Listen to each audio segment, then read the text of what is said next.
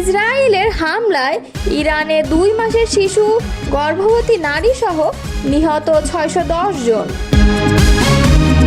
নেতানিয়াহুর উপর বিরক্ত ট্রাম্প। প্রতীক সহ নিবন্ধন ফিরে পেল জামায়াত, প্রজ্ঞাপন জারি। দাড়িপাল্লা প্রতীক ফিরে পেল জামায়াত। এতক্ষণ শুনছিলেন সংবাদ শিরোনাম, এবারে বিস্তারিত। টানা 12 দিনের ইসরায়েলি বিমান হামলায় ইরানে কমপক্ষে 610 জন নিহত হয়েছেন এবং 4746 জন আহত হয়েছেন বলে জানিয়েছে দেশটির স্বাস্থ্য মন্ত্রণালয়। স্বাস্থ্য মন্ত্রণালয়ের মুখপাত্র হোসেইন কেরমানপুর সোমবার সর্বশেষ এ তথ্য জানান। তিনি জানান, নিহতদের মধ্যে 13 জন শিশু, যাদের মধ্যে সবচেয়ে ছোটটি ছিল মাত্র 2 মাসের। নিহতদের তালিকায় 49 জন নারী রয়েছেন, যাদের মধ্যে 2 জন ছিলেন গর্ভবতী। আহতদের মধ্যে এখনও 971 জন হাসপাতালে চিকিৎসাধীন, যাদের মধ্যে 687 জনের অস্ত্রোপচার করা হয়েছে। কেরমানপুর আরও জানান, 5 জন স্বাস্থ্যকর্মী নিহত, 20 জন আহত হয়েছেন এবং 60টি হাসপাতাল ক্ষতিগ্রস্ত এবং ধ্বংস হয়েছে। এর মধ্যে 6টি জরুরি সেবা কেন্দ্র, 4টি ক্লিনিক এবং 9টি অ্যাম্বুলেন্স রয়েছে। ইসরায়েল 13 জুন থেকে ইরানের বিভিন্ন পারমাণবিক, সামরিক ও আবাসিক স্থাপনায় একের পর এক বিমান হামলা চালিয়ে আসছে। এর পাল্টা জবাবে ইরানও করেছে প্রতিশোধমূলক অভিযান। তবে বেসামরিক প্রাণহানির সংখ্যা এবং স্বাস্থ্য খাতের ক্ষতি এখন পর্যন্ত আন্তর্জাতিক মহলের জন্য গভীর উদ্বেগের কারণ হয়ে দাঁড়িয়েছে। এদিকে আল জাজিরার প্রতিবেদন অনুযায়ী ইরানের হামলায় ইসরায়েলের নিহতের সংখ্যা এ পর্যন্ত 24 জন, আহত হয়েছে অনেকে। ইসরায়েলের স্বাস্থ্য মন্ত্রণালয় এই ব্যাপারে বিস্তারিত কিছু জানায়নি। যুদ্ধবিরতির পরও ইরানের উপর ইসরায়েলের নতুন হামলার ঘটনায় চরম ক্ষোভ প্রকাশ করেছেন মার্কিন প্রেসিডেন্ট ডোনাল্ড ট্রাম্প। প্রধানমন্ত্রী বেনিয়ামিন নেতানিয়াহুর প্রতি বিরক্ত হয়েছেন বলে জানিয়েছে আল জাজিরার যুক্তরাষ্ট্র প্রতিনিধি ফিল লাভেল বলেন, ট্রাম্প স্পষ্টতই নেতানিয়াহুর প্রতি খুবই বিরক্ত। এমনকি বলা যায় তিনি নিজেকে বিশ্বাসঘাতকতার শিকার মনে করছেন। ইউরোপে একটি ন্যাটো সম্মেলনে যাওয়ার আগে সাংবাদিকদের সঙ্গে কথা বলেন ট্রাম্প। সেখানে তিনি বলেন, ইসরায়েল এবং ইরান দুপক্ষই যুদ্ধবিরতির চুক্তি ভেঙেছে, যা অত্যন্ত হতাশাজনক। তবে ফিল লাভেল বলেন, যদিও ট্রাম্প দুপক্ষেরই বিরুদ্ধেই কথা বলেছেন, তবুও তার বেশি রাগ ছিল ইসরায়েলের উপর, বিশেষ করে নেতানিয়াহুর আচরণের কারণে। ওয়াশিংটন সূত্র জানায়, যুদ্ধবিরতির প্রস্তাবে নেতানিয়াহুর সমর্থন পাওয়ার পর ট্রাম্প কাতারের সহায়তায় ইরানের সাড়া আদায়ের চেষ্টা করেন, কিন্তু এর কিছুক্ষণের মধ্যেই ইসরায়েল ইরানে হামলা চালায়। মার্কিন প্রেসিডেন্ট ডোনাল্ড ট্রাম্প জানিয়েছেন, তিনি ইসরায়েলের সাম্প্রতিক পদক্ষেপের বিষয়ে একেবারেই খুশি নন।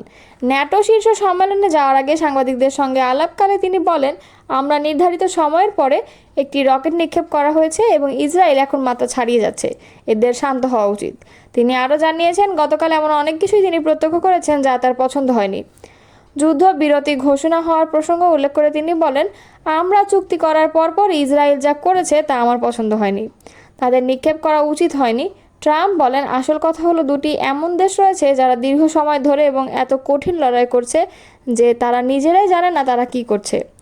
এয়ারফোর্স ওয়ানে রওনা হওয়ার কিছুক্ষণ পরই মার্কিন প্রেসিডেন্ট সামাজিক যোগাযোগ মাধ্যমে একটি পোস্ট করে জানিয়েছেন যে যুদ্ধবিরতি কার্যকর আছে। ট্রাম্প বলেন, ইসরায়েল ইরানে হামলা করবে না, সব বিমান ঘুরিয়ে তারা দেশের দিকে রওনা হবে এবং ইরানের সঙ্গে বন্ধুত্বপূর্ণ প্লেন ওয়েভ করবে। কেউ আঘাত পাবেন না, যুদ্ধবিরতি কার্যকর হয়েছে। এই বিষয়ে মনোযোগের জন্য আপনাদের ধন্যবাদ। যুদ্ধবিরতি ঘোষণা হওয়ার পর ইরান ও ইসরায়েল তার লঙ্ঘন করায় অখুশি ছিলেন তিনি। ট্রাম্প জানিয়েছিলেন, ইরান ও ইসরায়েল দুপক্ষই ঘোষিত যুদ্ধবিরতি লঙ্ঘন করেছে। তার কথায় আমি নিশ্চিত নই যে তারা এটি ইচ্ছাকৃতভাবে করেছে। আজ সকালে ইসরায়েলের পদক্ষেপ আমার মোটেও ভালো লাগেনি। আমি দেখেছি তা বন্ধ করতে পারি কিনা। কিন্তু তিনি আরও বলেন, ইরান কখনোই তার পরমাণু সক্ষমতা পুনর্নির্মাণ করবে না। বাংলাদেশ জামায়াতে ইসলামীর পুরনো প্রতীক দাড়িপাল্লা পুনরায় বরাদ্দ দিয়েছে নির্বাচন কমিশন। এছাড়া তাদের নিবন্ধনও পুনর্বহাল করা হয়েছে। মঙ্গলবার ইসির সিনিয়র সচিব আখতার আহমেদের সই করা প্রজ্ঞাপনে এই বিষয়টি নিশ্চিত করা হয়েছে।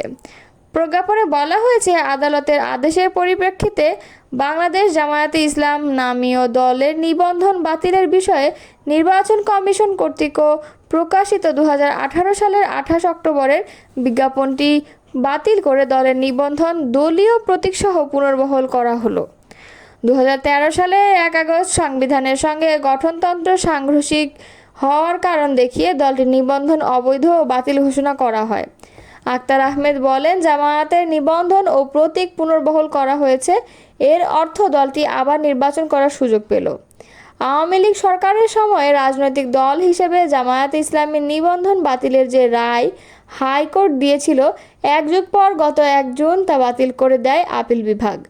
সর্বোচ্চ আদালত আদেশে বলেছিলেন, সাংবিধানিক প্রতিষ্ঠান হিসেবে এখন নির্বাচন কমিশন জামায়াতে ইসলামের নিবন্ধন ও প্রতীকের বিষয়ে পরবর্তী পদক্ষেপ নেবে।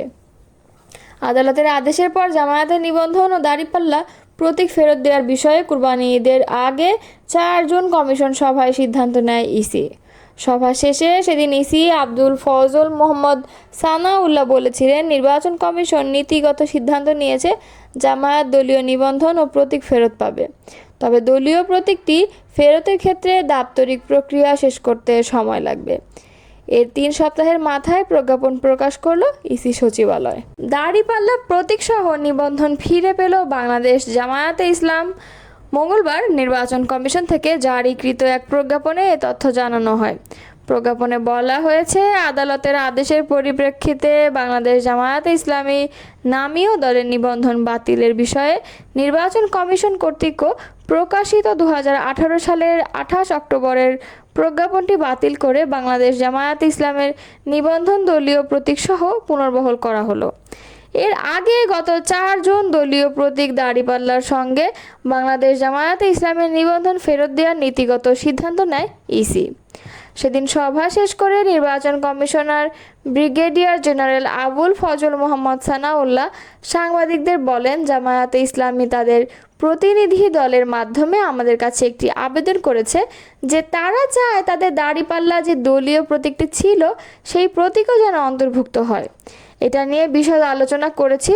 যে বিষয়গুলো বিবেচনায় নেওয়া হয়েছে তার মধ্যে যে আছে স্ট্যাটাস কো এন্টে বলতে কী বোঝায়, অর্থাৎ 2013 সালে জামায়াতের দলীয় নিবন্ধনের সঙ্গে প্রতীক ছিল, সেটি বিবেচনায় নেওয়া হয়েছে।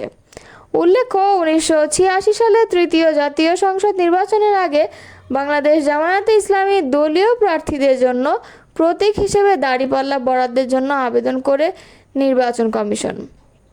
পরে আবেদনের বিষয়টি বিবেচনায় নিয়ে তৎকালীন নির্বাচন কমিশন নির্বাচনী প্রতীক হিসেবে দাড়িপাল্লা প্রতীকটি বরাদ্দ দেয় জামায়াতকে। 2008 সালে নির্বাচন কমিশন যখন রাজনৈতিক দল নিবন্ধন চালু করে, তখনও চাহিদা অনুযায়ী দাড়িপাল্লা প্রতীক দেওয়া হয় জামায়াত ইসলামীকে।